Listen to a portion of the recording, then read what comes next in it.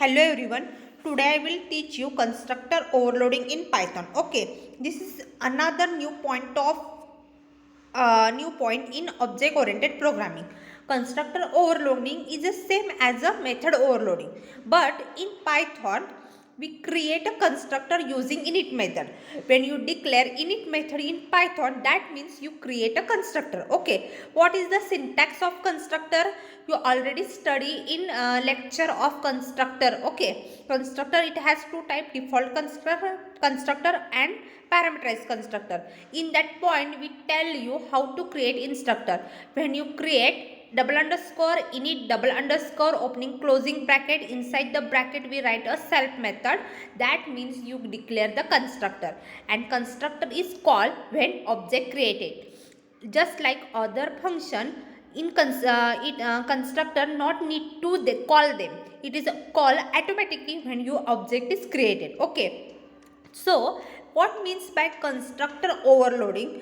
We can declare one single constructor and we can call them, and constructor call when object is created. That means when you need to call the constructor, object is need to be create object creation, and in that object creation we need to pass a parameter, and this parameter matches to our constructor condition, constructor inside the condition, and we can call them according to parameter choice. Suppose we can pass zero parameter, that means default conductor. When you execute condition or match the condition zero parameter, then call them. If you pass one parameter, if you pass two or more than parameter, according to your choice. Okay, constructor overloading in Python is done by having single init method with a several parameter. Okay, then you need to check actual member of arguments passed at the time of object creation and perform operation accordingly.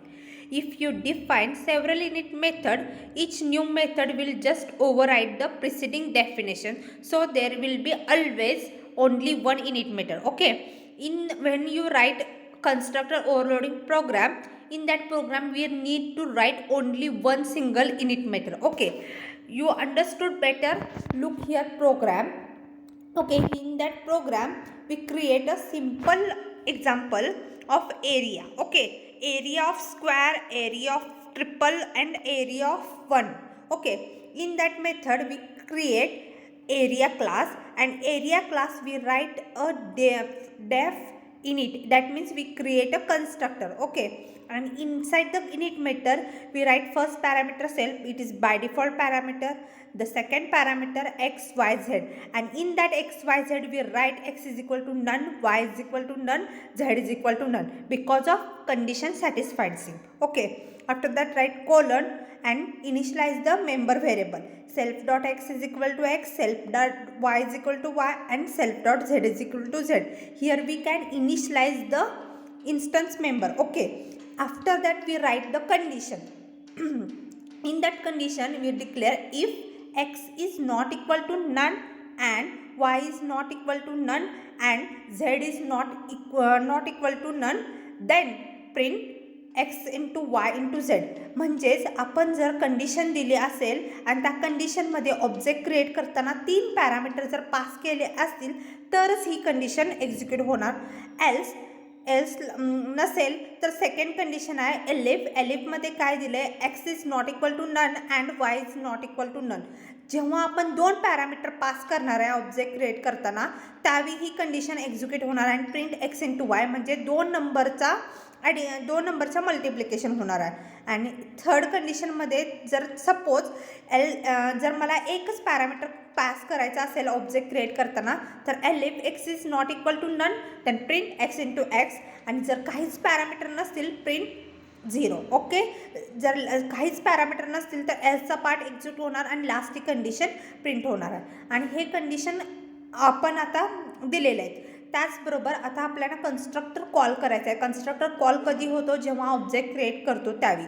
Okay, त्यामुळे object create केला, obj1 नावाचा object name, then equal to area.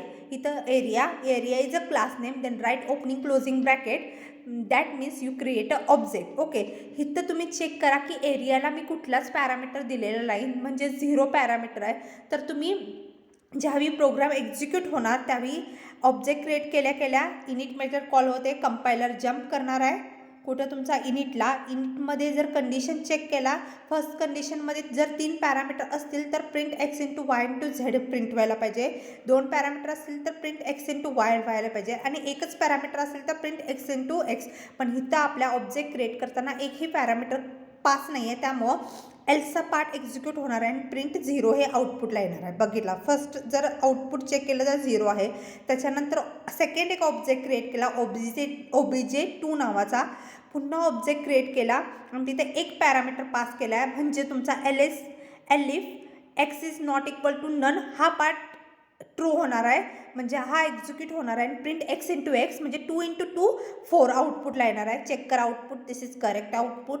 Then तसंच object 3 OBJ3 नावाचा पुन्हा एक object create केला, कुठल्या आहे त्याच क्लासचा, बिकॉज कन्स्ट्रक्टरमध्ये एकच इनिट मेथड डिक्लेअर करायचे आहे. ओके, आणि कॉल करताना मल्टिपल वेनं कॉल करणार. कधी जेव्हा ऑब्जेक्ट क्रिएट करतो त्यावेळी मल्टिपल पॅरामीटर आपण ऑप्शन वाईज पास करू शकतो. 0 करा, 2 करा, 3 करा, 4 करा, depend of your choice. Okay, आता पुन्हा OBJ3 केला आणि इथं 2 पॅरामीटर पास केले. 2 पॅरामीटर जर पास केले असतील तर कंडिशन कुठली एक्झिक्यूट होणार आहे, elif x is not equal to none and y is not equal to none. त्यामुळं प्रिंट एक्स इंटू वाय म्हणजे 3 इंटू 3 9 प्रिंट होणार आहे.